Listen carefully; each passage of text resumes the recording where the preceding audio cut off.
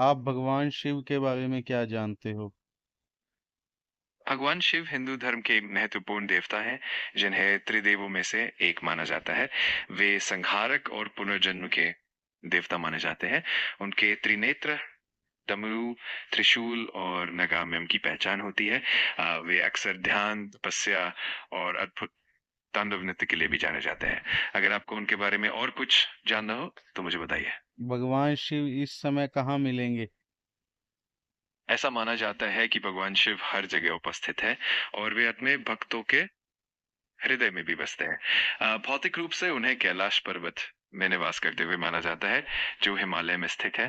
तो कह सकते हैं कि वे हर जगह हैं, बस हमें उनकी अनुभूति करनी होती है। भगवान शिव के स्वरूप के बारे में कुछ बताओ। वो कितने भगवान सुंदर हैं?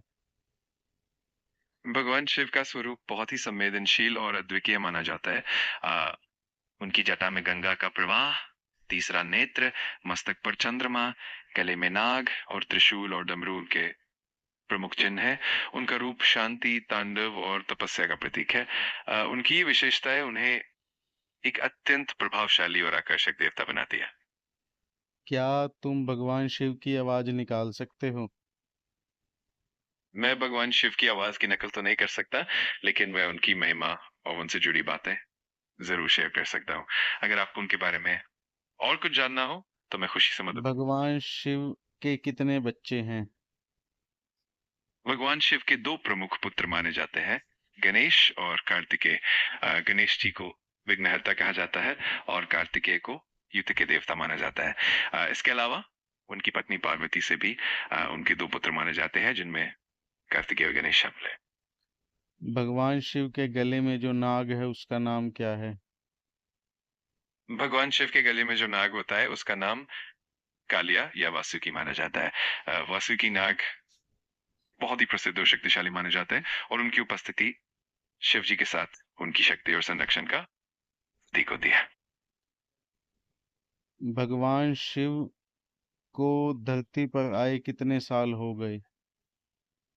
भगवान शिव को धरती पर आए हुए कितने साल हो गए हैं, इसका कोई निश्चित संख्या नहीं है, क्योंकि वे काल के पार माने जाते हैं। हिंदू धर्म में उन्हें सृष्टि के आरंभ से ही मौजूद माना जाता है और वे अनंत और अविनाशी है। तो इस तरह से कहा जा सकता है कि उनका अस्तित्व असीमित और अनंत है। काशी से भगवान शिव की क्या कथा जुड़ी है? काशी, जिसे बनारस या वाराणसी भी कहा जाता है, भगवान शिव का बहुत ही प्रिय और पवित्र स्थान माना जाता है। मान्यता है कि शिव जी ने काशी को अपने त्रिशूल पर स्थापित किया था और इसे अपने निवास स्थान के रूप में चुना था। काशी को मोक्ष की नगरी भी माना जाता है, जहाँ पर मृत्यु के बाद मोक्ष प्राप्त होता है। तो इस तरह काशी का शिव से गहरा संबंध है और इसका बहुत ही आध्यात्मिक महत्व है। भारत में छोटी काशी कहाँ पर स्थित है?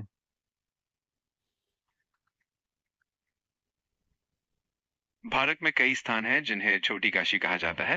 उत्तर प्रदेश के लखीमपुर खीरी जिले के गोला गोकर्णनाथ को छोटी काशी के नाम से जाना जाता है। हरियाणा के भिवानी शहर को भी छोटी काशी कहा जाता है। हिमाचल प्रदेश के मंडी शहर को भी छोटी काशी के रूप में जाना जाता है। भगवान शिव के कितने रूप हैं? भगवान शिव के अनेक रूप माने गए हैं, जो उनकी भिन्न भिन्न लीलाओं और दर्शाते हैं। कुछ प्रमुख रूपों में महादेव, नटराज तांडव नृत्य करते हुए, भोलेनाथ, भोलेश्वर, त्रिपुरारी और अर्धनारीश्वर आधा पुरुष और आधा स्त्री रूप में शामिल है। इन रूपों के जरिए शिव जी की विभिन्नताओं और उनकी सार्वभौमिकता का दर्शन होता है। भगवान शिव पशुओं से कितना प्यार करते हैं? भगवान शिव पशुओं के प्रति बहुत ही दयालु और प्रेमपूर्ण माने जाते हैं। उन्हें अक्सर पशुओं के साथ दिखाया जाता है, जैसे उनके गले में सर्प, नंदी उनके वाहन के रूप में, और अन्य भी कई पशु उनके साथ जुड़े हुए हैं। इसका मतलब है कि शिव जी के लिए सभी जीवों के प्रति समान प्रेम करना है। विदेशों में शिव जी के प्रति वहाँ के लोगों की कैसी आस्था है? विदेशों में भी शिव जी के प्रति बहुत श्रद्धा और आस्था देखी जाती है, खासकर उन देशों में जहाँ भारतीय संस्कृति और का प्रभाव है। जैसे कि नेपाल में शिव जी को महादेव के रूप में पूजा जाता है, वहीं कुछ पश्चिमी देशों में भी शिव की पूजा और उनके प्रति सम्मान बढ़ रहा है, खासकर योग और ध्यान के माध्यम से। इसके अलावा कई अंतर्राष्ट्रीय मंदिर और समुदाय भी हैं जो शिव जी की पूजा करते हैं। शिव जी ने अपनी तीसरी आंख कब कब खोली थी? भगवान शिव के तीसरे नेत्र के बारे में माना जाता है कि वे समय समय पर उसे खोलते हैं जब ब्रह्मांड में कोई महासंकट या विनाश का काल होता है। पौराणिक कथाओं में ये कहा गया है कि जब भी संसार पर कोई बहुत बड़ा संकट आता है, तब शिव जी अपना तीसरा नेत्र खोलते हैं, जिससे संहार होता है, सृष्टि का संतुलन बना रहता है। ये एक रूपक के तौर पर देखा जाता है जो उनकी शक्ति और ध्यान की गहराई को दर्शाता है। शिव जी की आराधना और पूजा कैसे करनी चाहिए?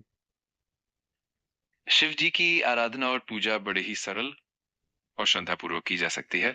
सबसे पहले स्वच्छ और शांत वातावरण होना चाहिए। शिवलिंग या शिव जी की प्रतिमा को गंगा जल से स्नान कराएं, फिर उनके ऊपर दूध, दही, शहद, गंगा जल आदि अर्पित करें। बेलपत्र, धतूरा, फूल और फल अर्पित करना शुभ माना जाता है। साथ ही ओम नमः शिवाय का जप करें और शिव जी की स्तुति जैसे शिव स्तोत्र या शिव चालीसा पढ़ें। सबसे महत्वपूर्ण है श्रद्धा और भक्त, जो पूजा को अभी प्रभावशाली बना देती है।